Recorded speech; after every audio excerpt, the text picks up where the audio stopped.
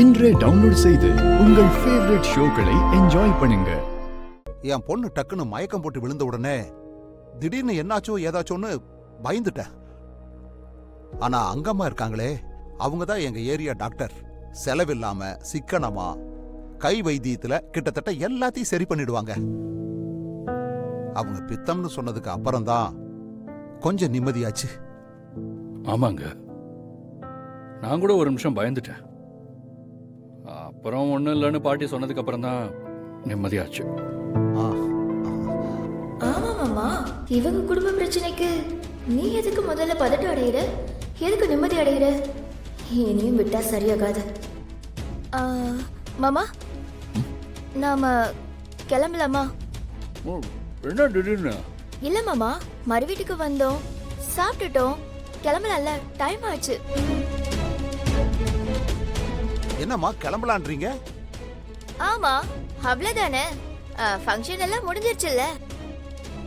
இங்க ரொம்ப நாள் கழிச்சு வந்திருக்கிறதுனால இந்து வேணும்னா கொஞ்ச நாள் தங்கிட்டு வரட்டும். நாங்க கிளம்புறோம். மாமா வாங்க போலாம். மாப்ள, மறு வீட்டுக்கு வந்தா பொதுவா ஒரு நைட் தங்கிட்டு போறதுதான் வழக்கம்.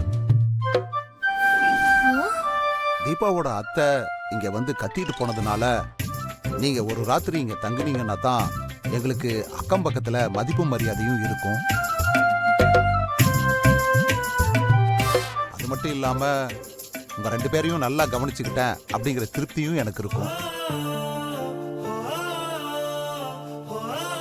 நீங்க இப்ப கிளம்பி போயிட்டா அந்த பேச்சுக்கெல்லாம் தீனி போடுற மாதிரி ஆயிடுமாப்ல.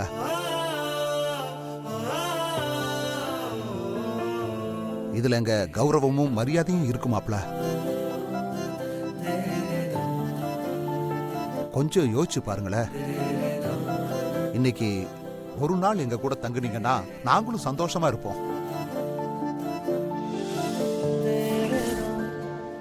இல்லன்னா இவ்வளவு நேரம் கலகலன்னு இருந்த வீடு நீங்க கிளம்பி போனதும் மொத்த சந்தோஷமும் பட்டுன்னு உடைஞ்ச மாதிரி ஆயிருமாப்ல. மாமா, அங்க வீட்ல நம்மள எல்லாரும் தேடிட்டு இருப்பாங்க. நீங்க வாங்க, நம்ம கிளம்பலாம். அம்மாடி, இவங்க வந்ததுக்கு அப்புறமா மறு வீட்டுக்கு நீயும் வந்தப்போ நாங்க எல்லாரும் சந்தோஷமா உன்னை வரவேற்றோம்ல.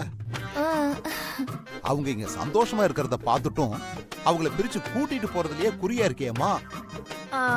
மறு வீடுனா பொண்ணு வீட்டுக்கு போய் சந்தோஷமா சாப்பிட்டுட்டு கொஞ்ச நேரம் இருந்துட்டு கிளம்பி வர்றதுன்னு தான் எங்க அம்மா சொன்னாங்க. இந்த மாதிரி நைட் எல்லாம் தங்கணும்னு அவங்க சொல்லவே இல்லையே. அப்படிலாம் கிடையாதுமா.